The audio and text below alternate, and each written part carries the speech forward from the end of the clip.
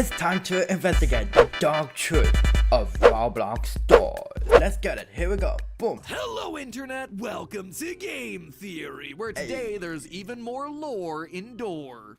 Gotta love those triple rhymes. Today we're revisiting the world of Roblox Doors, the game that totally pulled a Scott Cawthon on us by releasing their new Hotel Plus update a few hours after our last theory on them went live. Gotta love getting trolled by indie devs and validating our theories mere minutes after upload. Though in this case, I'll actually let it slide since the GT Live couch is a painting that you find inside the game. It's awesome. It's also something we were made aware of many times over on the Game Theorist subreddit. Speaking of, if you too want to join in making me aware of very obvious Easter eggs, hop on over there and help me push this community to 800K. You guys are the best. Seriously, I'm giving you a hard time, but it's fun. I'm glad that you're all excited about it. I'm just as excited as you are. And while I joke and say invalidating our theories, it's actually not slightest. You see, with this new update came even more hidden secrets and bits of lore to chew on. Some of it was small stuff like piles of rotting flesh spread around door 100 where we encounter the figure, providing additional evidence that the creature is probably a homunculus made from flesh and bone like we talked about in our previous episode. But then there were some bigger additions. More monsters, more dialogue, and literally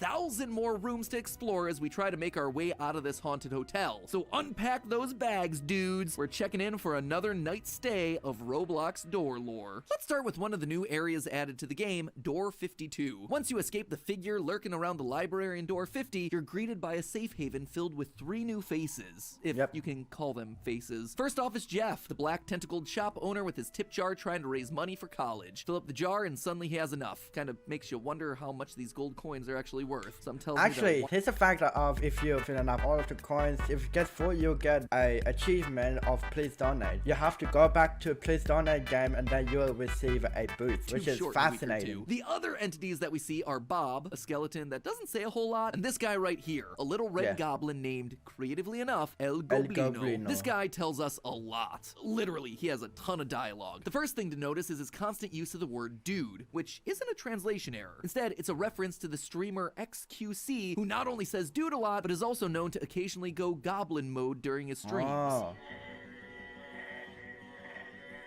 The creator of El Goblino has already confirmed all of this on Twitter. But that's not everything that's interesting about this guy. You see, El Goblino is Spanish for the goblin. The goblin, really blowing minds here. And his dialogue mixes in a lot of different Spanish words. Hombre, nunca más, mi amor, which stood out to me as an important detail because, well, why would a Spanish goblin of all things be appearing inside of this haunted hotel? So I did some digging and found some surprising connections. In Spanish, El Goblino is a very literal translation, but a more colloquial term for goblin is duende. While the word literally translates to elf, it's also used to describe creatures from folklore that are similar to dwarves, gnomes, and yes, goblins. Now, the stories of duende vary a lot in different parts of the Spanish-speaking world, but based on the furniture that we see in the hotel, which seems to be from 1940s America, I decided to take a look at the folktales from our Spanish-speaking neighbor to the south, Mexico. And get this, in Mexican folklore, duende are gnome-like creatures that live inside the walls of homes, which is a perfect... This is really fascinating about this. El Goblino, which is a stand for the goblin, apparently he seems to be nice, but apparently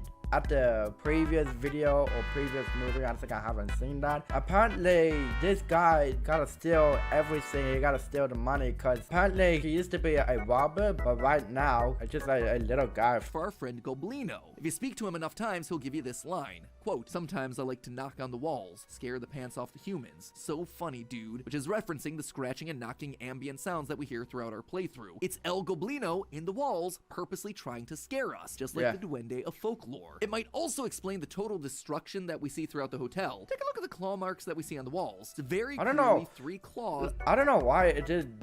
This wall is right over here that got destroyed. Is it because Rush? I mean, it says that can't be Rush. With no thumbs. That can't be Rush, Eyes, Ambush, or any of the other creatures with no arms. It also eliminates Seek, who has rounded hands. But look at El Goblino's design, and what do we see? 3 distinct claws with 0 thumbs. And wouldn't you know it, but that's another trait that we see of the duende in folklore. And all of this information helps us to start piecing together how Goblino wound up in the hotel. You see, the most common origin of the duende in Mexican folklore was when a child died before they were baptized, becoming these... What the hell? Granted, taken from a children's tale, but interesting nice nonetheless. So the duende can be anything in Spain or Latin America, from a fairy to a child stealing goblin. Yeah, to a Napoleonic demon as Federico Garcia Lorca, Where, however, do duendes come from? As in many Catholic cultures, the most common idea of the origin of a duende is that it's the soul of the unbaptized infant that wanders the earth, causing mischief and even bodily harm, but sometimes also helping people. There's other theory of the origin of duendes as being the same as the neutral angels, but that is the subject of other posts. Morally ambiguous beings that cause mischief. Believe it or not, this is actually one of the reasons why baptizing infants is such common practice nowadays in Catholicism. Anyway, in our previous theory, we talked about how this new room full of beds, the infirmary, likely means that the Doors Hotel I've seen this. into a hospital. Oh yeah, I've seen this before. This is, it was converted into a hospital during World War II. I don't know when. World War II. During the war, the country needed more places to care for wounded soldiers, and so vacant hotels became easy. I think this could be a virus, or some other people have influenza virus, or the Spanish flu. Like long time ago, they don't call it a COVID-19. They don't exist anymore. But in World War II, like it says, there only exists a Spanish flu, influenza viruses, and some other viruses I can't even remember. But that's only two things that I can remember. During the war, the country needed more places to care for wounded soldiers, and so vacant hotels became easy makeshift hospitals. But soldiers weren't the only ones being treated inside there. During the 1940s, there was a huge boom in 1940s. So they're still in World War II, right? With the war effort in full swing, many farmers were getting enlisted into the military, thereby leaving the U.S. struggling with major agricultural labor shortages. As a result, the government introduced the Bracero program, an effort to immigrate Mexicans to the U.S. in order to keep things running. But this also meant that men, women, and most importantly, their children were moved to the U.S. and thereby put into harm's way. And that, I suspect, is the sad origin of El Goblino. He's a child who died during this wartime effort. He immigrated to the U.S., was injured, treated in a makeshift hotel hospital, but ultimately passed on before being baptized, thereby leaving him to live on roaming the walls. His story may also give us a hint as to the hotel's location, as there were a high number of Mexican Americans in states like California, Arizona, and Texas at the time due to the shared border. But duendes weren't just mischief makers, they were also known to guide the lost, something that El Goblino is more than happy to do. It makes a special point to call out Door 60. Quote, "Oi, stay far away from Door 60, dude. Freaky stuff." Those of you who've played through the new update will know that Room 60 is the newest and arguably biggest feature of the Hotel Plus update. In Room 60, you can make your way to a skeleton door that requires a special key as well as 2 additional lockpicks. But get it open and you see something quite different. Wait, is that a new entity? We call that one subscribe. Quick, use your crucifix on it to survive the attack. Oh, is it gone? Oh, good job, guys. And don't worry about the cross. It wasn't going to be helpful from here on out anyway. Because we're not dealing with doors anymore. We're dealing with rooms. Yeah, the naming conventions for these Roblox games aren't super exciting. Behind the secret skeleton door are a series of number of rooms. Oh my god, room is so difficult. I don't even know what this templates are all about. It's like, this is not real, you know? A recreation of another Roblox game. I mean, you see this, look at this. Inspired the creation of doors in the first this place. Part right here is Nico Rocks 5555. In this new area, you travel through what appears to be an office building with lots. Like, once you go in there to A60, this room is so weird. There's no texture, there's no atmosphere, there's no anything, there's nothing, etc. Desks and corporate mandated like, this succulents. Is so like doors, weird. Where you just stop at door 100. Instead, and plus, room is really complicated. If you can do it, yes, but I don't think I shouldn't do that. Goal here is to reach room 1000.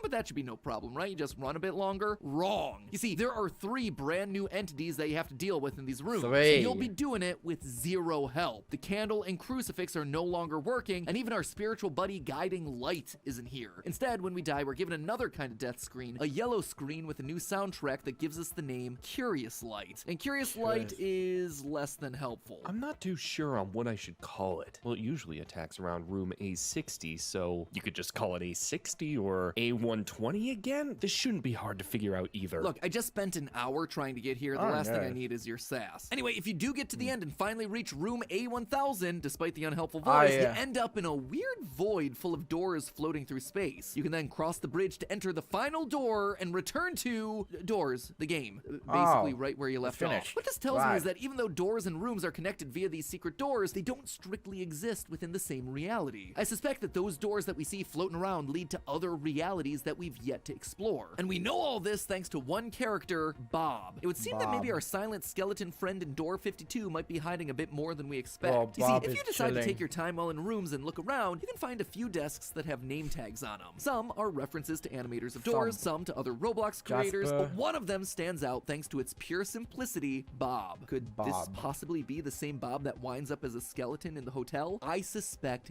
yes. You see, on one of the desks in rooms, you can find this, a purple key card that you can't pick up or interact with. Making it even more suspicious is the fact that nowhere in this game do you need to use a key card. I mean, this immediately set off my theorist senses. This key card does, however, make an appearance somewhere else, in another Roblox game created by Nico Rocks 5555, a horror game called, get this, Bob is Missing, where you work through a series of still creepy scenes exist in of that order to game? rescue No. your friend Bob. If you manage to rescue him and get the game's good ending, you and Bob exit through a bright white tunnel, one very reminiscent of the glowing white doors that we see in room A1000's void. This, I think, has given us Bob's complete story. He's the common thread here. He's dimension hopping throughout these various connected worlds. He disappears and Bob is missing, he gets rescued, and he winds up leaving through a portal that spits him out in rooms. Honestly, He brings that's along not his purple true. key card, which is how it winds up on one of the desks. Now stuck in rooms with nowhere to go, he gets a job and works in the office for a bit. Eventually, he's forced to leave when the entities start showing up. Forced to escape through one of the many exit doors that spawn after A200, he winds up in the Doors Hotel, lost in its ever-changing hallways. Eventually, he comes across El Goblino, who, like any good duende, guides those who are lost. Tired of constantly getting lost and having to run away from monsters, Bob decides to stay in the safe room until his death. Oh, eventually wait decomposing a into minute. silent Wait. iron bones. Now, all of that Wait, now I remember. I see. Like I said, El Goblino, he was not a robber anymore. Apparently,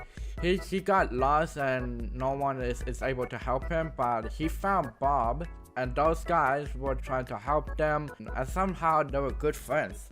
Might seem like a stretch. But Bob apparently is Bob a very is common dead. name after all. That And said, then he turned into a skeleton, which is really weird. if you once again speak to Bob's friend El Goblino, he'll tell you this. Bob told me he saw one of those sparkly thingies, but it wasn't blue. Sparkles that aren't blue, huh? Who does that sound like? It's the entity It that could be talks a- to us through the death screens in rooms. The yellow sparkle, Curious Curious Light. Light. Bob has to have been to the rooms. It is the only way that he could have met a differently colored sparkle. And while I was initially happy to end the episode there, having explained this dynamic duo of entities, one thing was still bugging me. Curious Light itself. What's its purpose? Guiding Light is obvious by comparison. It wanted to help us. It wants to What's the defeat the demons that difference? reside in the hotel. I'm But confused. Curious What- Light doesn't. I'm confused, guys. What is the difference between guiding light and curious light? That might be really fascinating question. Let me know what you guys think in the comment section down below and ask me that question. What is the difference between guiding light and curious light? Let me know what you think. Seem Let's to go. care about us at all. In fact, it outright says, I usually don't give out hints. even though it clearly knows the mechanics that are killing us. So why would this entity be so unhelpful? This is especially confusing when you consider that it wants us to keep coming back, to keep going, saying things like, I hope you don't mind trying again. It would be helpful. And- hurry back, we're not done yet. why would he speak to us in such a careless tone but then push us to keep trying? What are we not done doing? Just didn't seem to make sense until I remembered what was at the end. If we succeed, we enter the void with dozens of other doors, new worlds, and more importantly, a door back to our world full of demons and evil entities. I think Curious Light needs us to get to the end in order for it to access that room and all the other dimensions that it holds, including our own. Why? Well, we established last time that Guiding Light was an angel of some kind, helping out the player to defeat yeah. the demons that roam the hallways. So it would make sense then for Curious Light to also be Let's an see you angelic next time, figure. Lord. But these angels are clearly limited in what they can do. They can light the way, but they can't physically interact or interfere with the world. That's why Curious Light needs someone else to help it get to that exit, and in so doing, give it the freedom to go somewhere else. So that's what we explicitly know about it, but I suspect we might be able to take this one step further. This game has shown itself to have plenty of religious imagery. One does not simply add a crucifix, demons, angels, homunculi, and unbaptized goblins to the game without giving some sort of religious undertone. Which then prompts the question, have there ever been curious angels anywhere in the Bible? Yes. In fact, the last time an angel got a bit antsy, it didn't end too well for humans. According to the Bible, there was one angel that shone brighter than all the others, one that got bored of their current post and eventually challenged God. Their name was Lucifer, also known as the Morning Star. Could Curious Light actually be Satan in disguise? Could it be that by getting to room A1000, we've managed to release him into other dimensions? Maybe. Let's just say I wouldn't be surprised if we see Curious Light make an appearance in future updates of Doors, and when he does show up, I ain't gonna trust him. But hey, would have been way easier to take on Seek and led to much less PTSD if I'd just been smart and saved up my gold coins to buy that stupid crucifix in Jeff's shop. Fortunately, thanks to today's sponsor, SoFi. Oh wow, I think that was pretty scary. Look, the thing is that I didn't realize that part right here, the Duende, the El Goblino, I think that's the story, exploring, call to get this. I think that part of El Goblino, it blows my mind because I thought El Goblino got lost and he went nowhere to go. But then somehow El Goblino, he tried to steal every money. He tried to steal the dollars. He tried to steal the gold. Trying to steal the jewelry. He tried to steal everything. All of them, the bank, etc. But whenever I listen to that, my God, that blows my mind. Wow. Yeah, man, that was pretty scary. But anyway, let me know what you guys think in the comment section down below. I'll have a look through your comments in the comment section. And I will see you guys next time. Have a great day, everybody.